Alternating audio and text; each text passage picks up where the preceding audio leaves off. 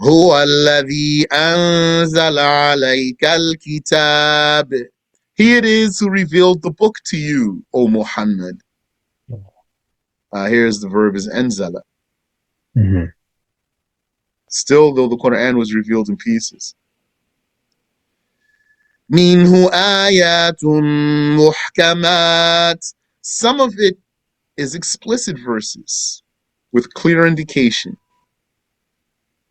Explicit means here has one way according to Arabic language, or the intended meaning is clear. One way according to Arabic language, for example, if we say وَهُوَ بِكُلِّ شَيْءٍ عَلِيمٌ, he is about everything knower. He is knower of everything. He is all-knowing. That's clear. That's explicit. Muhkam has one way in Arabic language, or the intended meaning is clear. Intended meaning is clear is like when we say لَيْسَ كَمِثْلِهِ شَيْءٍ. Nothing is like him in any way. That's the meaning of the ayah. But what does kaf mean here? لَيْسَ كَمِثْلِهِ. There is not like his likeness. لَيْسَ كَمِثْلِهِ. There is not like his likeness anything like his likeness. Wouldn't that confirm a likeness? So what does it mean? It means nothing is like him at all, and that's what everyone knows. It's clear. There is no dispute about the meaning of the ayah. Yani, what I just supposed that someone would ask, no one asks it. The meaning of the ayah is clear for everyone. So it's explicit, MuHkam. Hunna ummul kitab. They are the fundamental verses of the book. The of the book, the fundamental verses of the book, to which other verses should be referred. Because these verses have a clear meaning. So anything other than this kind needs to be referred back to this kind. That's what this verse of the Quran proves. Right. The anthropomorphists, their method is reverse of this. Because they take verses that are not explicit and they interpret explicit verses in accordance with non-explicit verses. So they're going to say, for example, Ar-Rahmanu ala al-Arsh istawa. They're going to say this means Allah rose over the throne. We're going to say to them, but Allah said nothing is like him. They're going to say, yeah. So we're going to say, no, what are you talking about? Yani, nothing is like him. He's not like the creations. You can't say he's in a place and going up and going down. And then they're going to say, we don't know how he goes up. So they are interpreting the explicit ayah in accordance with the non-explicit ayah. It's supposed to go the other way, which is that you interpret the non-explicit ayah in accordance with the explicit one. How we know that one is non-explicit? Because the word istiwa has over 10 meanings in the Arabic language. So then it's not explicit. And so how do we know which way to direct the interpretation? By merging it with the explicit verses, and then this will, at the very least, eliminate some of the impossibilities and then leave other possibilities. When we put it with the explicit verse, like Laysa kamithlihi shay, then we're going to know it does not mean he sat, it does not mean he straightened up, does not mean he became ripe or something like this. Any other valid possibility that's left, then Allah knows. It could mean dominated, could mean he preserved. And then we have the room to say Allah knows what it means, and then we don't have to commit.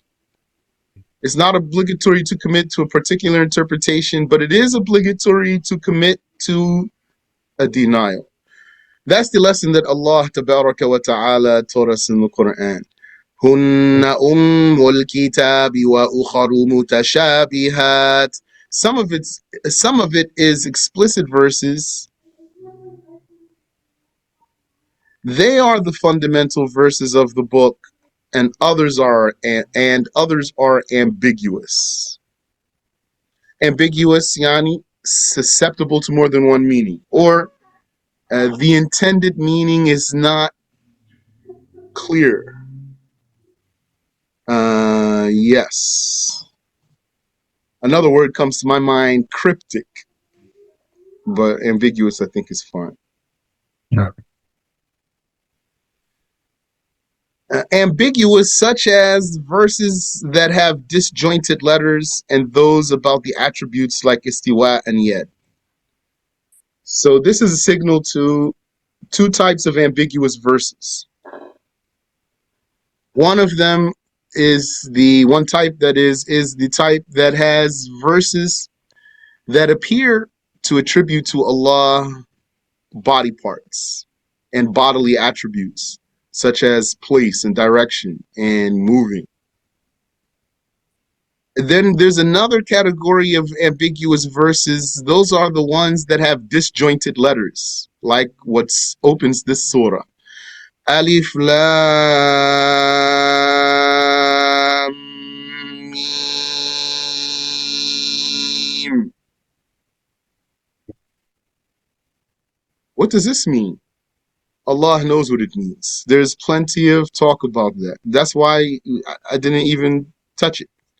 And did An-Nasafi here? He didn't even touch it. Just said Alif Lam Mim and went on. Although he did in Surah Al-Baqarah. Mm-hmm. So these are ambiguous verses. Their interpretations are not immediately clear. And there are other ones too used by some of the other deviant people. Like the people who believe that major sins will make you a kafir. They would use such verses as like the ayats about killing, that whoever kills a believer deliberately, then he will be in hell forever. They say here, killing a believer in and of itself is a major sin. It's not blasphemy. Mm-hmm. So killing a believer, the ayat tells us killing a believer deliberately is, if you do it, you're going to go to hell forever. They will say, therefore, a major sin will take you out of Islam altogether. Mm-hmm. This is Mutashaabih for these people. Yeah, and for them it's clear. But they handle it like the Mutashaabih verses are handled by the deviant people who misinterpret them. No. Or for example, وَهَلْ نُجَازِي إِلَّا الْكَفُورِ. Shall we punish anyone but the blasphemer? So then the people who believe that no Muslim will be punished, they said, here, this is evidence that no Muslim will ever be punished, because Allah says, shall we punish anyone but a kafir? Mm-hmm. So the issue of the Mutashaabih is not limited to the anthropomorphists. But usually when we talk about this, we're going to talk mostly about the anthropomorphists and also about the disjointed letters. فَأَمَّا الَّذِينَ فِي قُلُوبِهِمْ زَيْغٌ فَيَتَّبِعُونَ مَا تَشَابَهَ مِنْهُ. Concerning those in whose hearts is perversity, they pursue what is ambiguous of the book.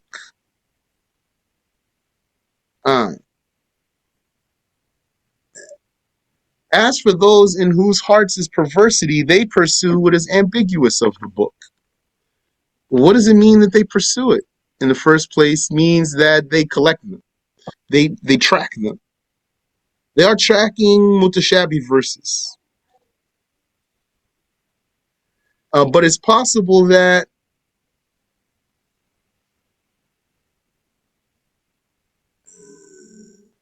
It's possible that this verse is referring to the anthropomorphists. And it's possible that it's referring to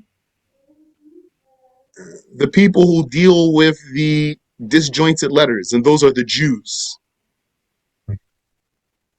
So it could be referring to the anthropomorphists, and it could be referring to the Jews. Those who have perversity in their hearts, they pursue what is ambiguous of the book. So if this refers to the Jews, then they pursue the verses with the disjointed letters.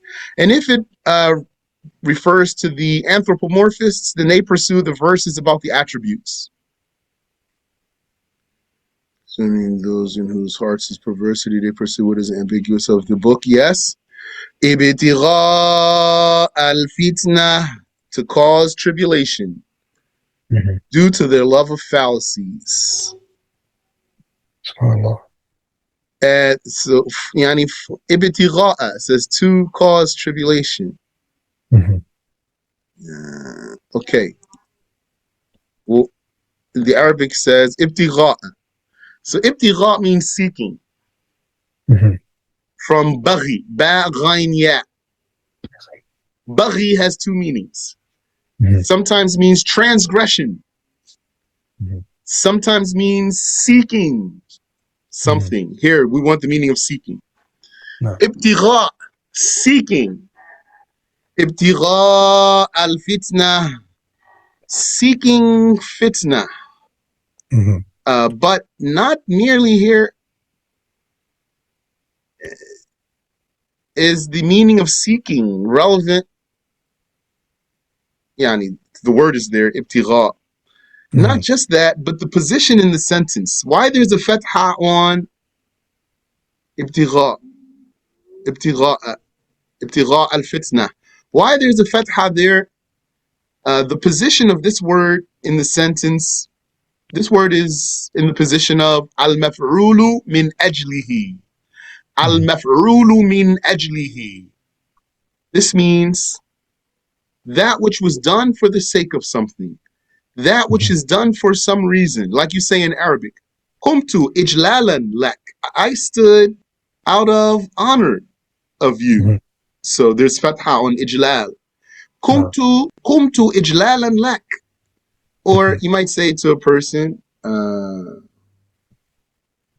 Darabtuka ta'dhiban lak.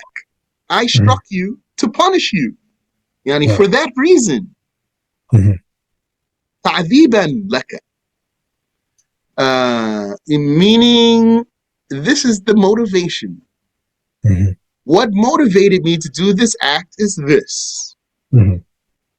So the word ibtigha is in the position, the sentential position of expressing the motivation for the act. Right. So seeking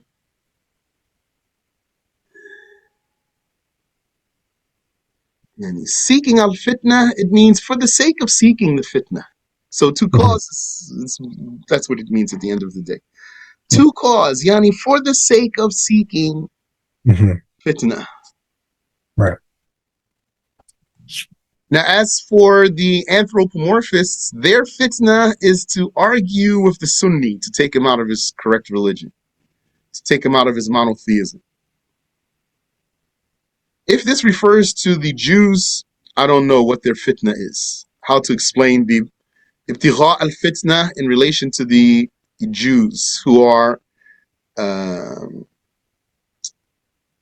doing some calculation with the disjointed letters.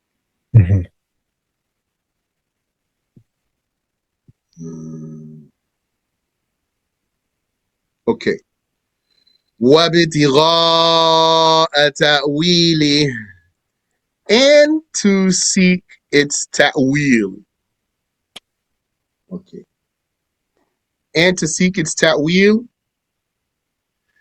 Ta'wil has more than one meaning. If they are seeking the ta'wil by the disjointed letters, then they are trying to determine the time of Judgment Day and the like when Dajjal will come out. This is what Ibn Abbas said. This is reported from Ibn Abbas about the interpretation of this ayah. That if this ayah refers to the Jews, and it does, but according to one recitation, which we didn't get there yet. Let me say when this ayah refers to the Jews, because depending on how you recite the ayah, when you recite the ayah in the way that refers to the Jews, then what's the ta'wil? First of all, what does ta'wil mean? Ta'wil means outcome or something to that effect, the result in the end.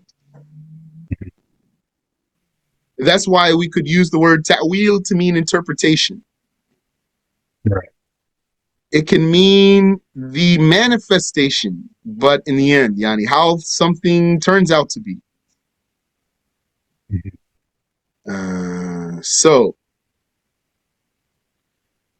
if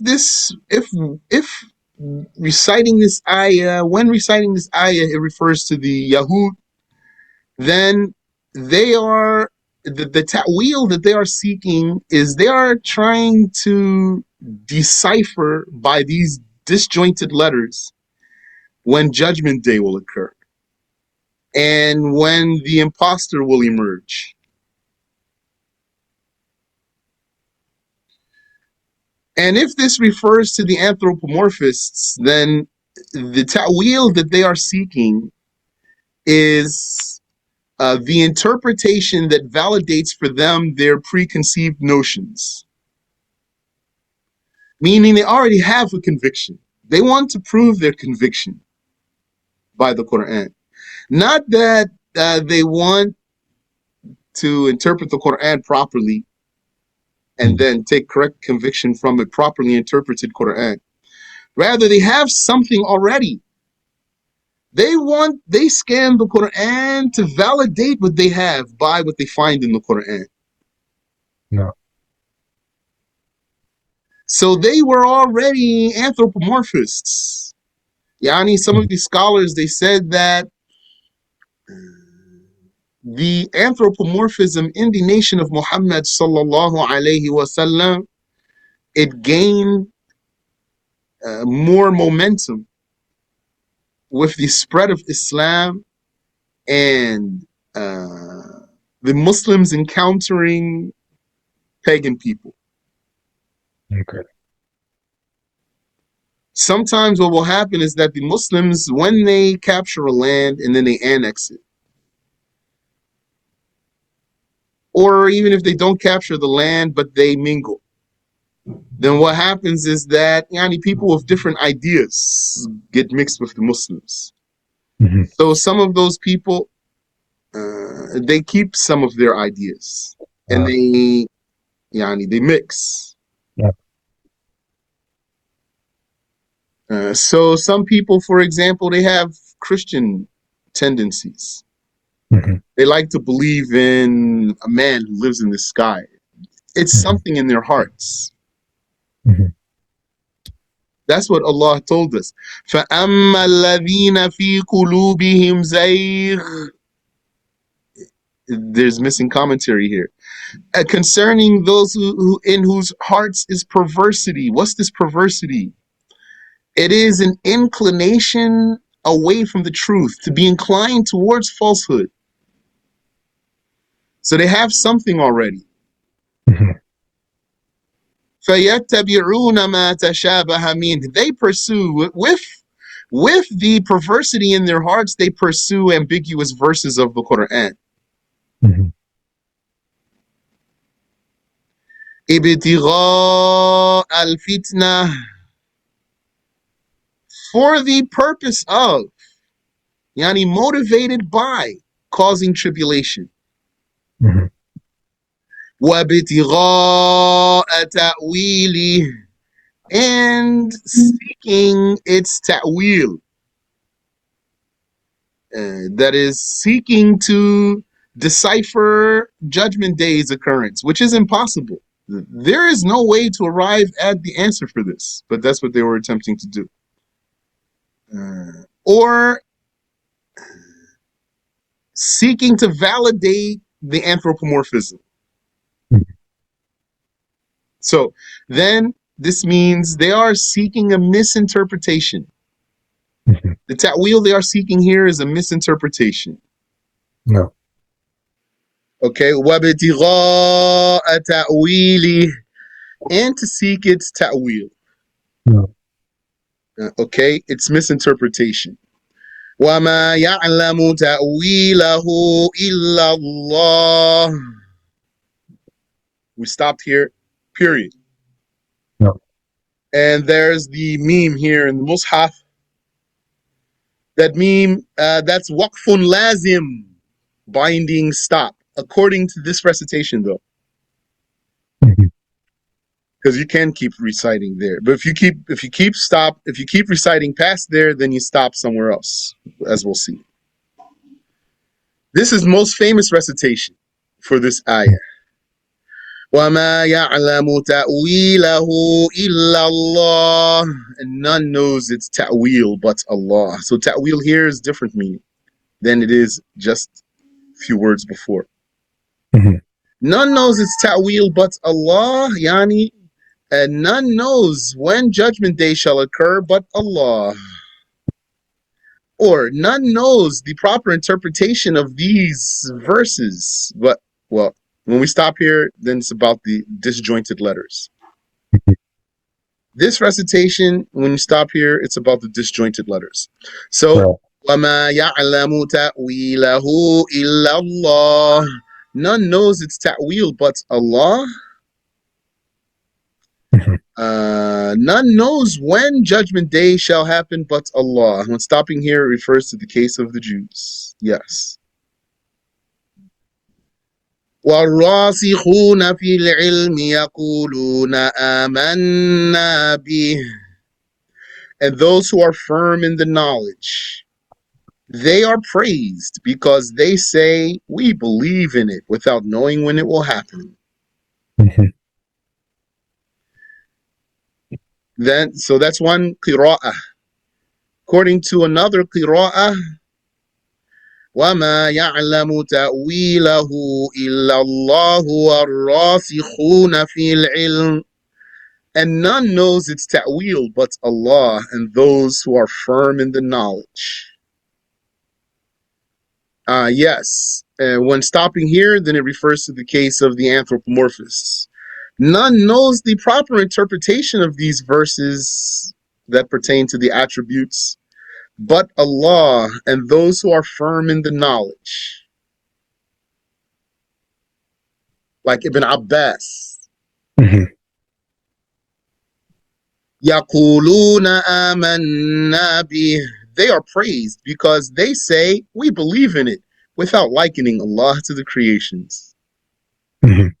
So the other one is وَالرَّاسِخُونَ فِي الْعِلْمِ يَقُولُونَ آمَنَّا بِهِ. Start from here. And those who are firm in the knowledge, they are praised because they say, we believe in it, without knowing when it will happen. Another recitation, يَقُولُونَ, you start from the verb. They are praised because they say, we believe in it, without likening Allah to the creations. Now here, at this point, we have a debate with the anthropomorphists. Because the anthropomorphists are going to recite the other recitation. The recitation that means no one knows its ta'wil except Allah. And then they're going to say, therefore, ta'wil is haram. Because no one knows the ta'wil but Allah, then why are you trying to determine its ta'wil? You must be misguided, trying to determine what only Allah knows. They say, therefore, we refrain from ta'wil altogether, which is not true. They just refrain from ta'wil in whatever they want. So that they would say Allah has a face, 2 eyes, 2 hands, fingers, foot, shin, etc., etc. But they won't say, for example, he has 3 eyes. Yani, what came in the Quran for ayn is singular form Mm. and jama' plural form. Aini, that's singular form. And Mhm. ayunina, that's jama' plural form. Mhm. Plural form is three or more. There is no dual form for ayn in the Quran. Wow. And there is no dual form for ayn in an authentic hadith. So how are they not making ta'wil? Because they're going to say he has two eyes. So we're going to say, why you don't say he has one eye? You don't want to believe that Allah has a cyclops? They're not going to accept. We say to them, why you don't say he has many eyes? You don't want to say he's like insect? Has compound, many, many eyes. Why you don't say that? There's plural form here. They're not going to accept. So we're going to say, therefore, you do make ta'wil. But they're going to say, we don't make ta'wil because this ayah, وَمَا يَعْلَمُ تَأْوِيلَهُ إِلَّا اللَّهِ. None knows its ta'wil but Allah. So what they are doing here, their mistake is to recite this verse and stop at this point. The mistake is not where they stopped, but the mistake is how they interpret the word ta'wil along with where they stopped. Mhm. Because when they interpret ta'wil in the way that they do, and then they stop there, then how do they explain what comes after that? وَالرَّاسِخُونَ فِي الْعِلْمِ يَقُولُونَ sorry. No, sorry. Because if they explain ta'wil that way, then how do they explain the other recitation? That's what I should have said. Mhm. How then do they explain the other recitation? وَمَا يَعْلَمُ تَأْوِيلَهُ إِلَّا اللَّهُ وَالرَّاسِخُونَ فِي الْعِلْمِ. Mhm. None knows its ta'wil but Allah and those who are firm in the knowledge. Mhm. So we have two recitations here. Both of them are confirmed. We don't Mhm. even change any of the words of the recitations. We just change where we stop. Mhm. According to one recitation, you're going to say, وَمَا يَعْلَمُ تَأْوِيلَهُ إِلَّا اللَّهِ. No one Mhm. knows its ta'wil but Allah. According to another recitation, you're going to say, وَمَا يَعْلَمُ تَأْوِيلَهُ إِلَّا اللَّهُ وَالرَّاسِخُونَ فِي الْعِلْمِ. None knows its ta'wil but Allah and those who are firm in the knowledge. Mhm. So, according to one recitation, no one knows its ta'wil but Allah. And according to another recitation, no one knows its ta'wil but Allah and the scholars. So then, either there's a contradiction between the recitations of the Quran, Yeah. or the word ta'wil is explained in a different way for each recitation. Mhm. That's how it is. There Yeah. is no contradiction in the recitations of the Quran. Yeah. There's no contradiction in any of the verses of the Quran. There's no contradiction in any of the recitations of the Quran between each other. Rather, according to one recitation here, ta'wil will have one meaning, and according to another recitation, it will have another meaning. Yeah. This is what Ibn Abbas explained. Yani Ibn Mhm. Abbas explained that when you stop here, no one knows its ta'wil except Allah, that this is about the Jews who had taken certain verses of the Quran and attempted to decipher when Judgment Day will occur. Mhm. So no one knows its ta'wil but Allah, meaning no one knows when it will happen but Allah. And Yeah. you can stop there. Mhm. But there's another recitation. No one knows its ta'wil but Allah and those who are firm in the knowledge. Then this refers to something else altogether now. Yeah. Now it refers to the verses that appear to give Allah bodily attributes. And that Right. these bodily attributes, these bodily descriptions are not to be taken literally. Mhm.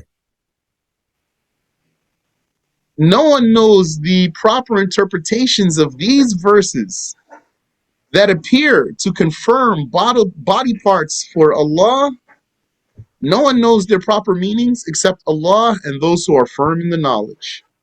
No. So, the anthropomorphists, they say, no one knows what they are doing is they're taking the interpretation that refers to the ambiguous attributes Mhm. and applying that interpretation to the recitation for the disjointed letters. Right.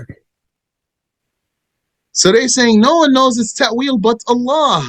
And then they're going to say, so we don't make ta'wil, which is not true. Mhm.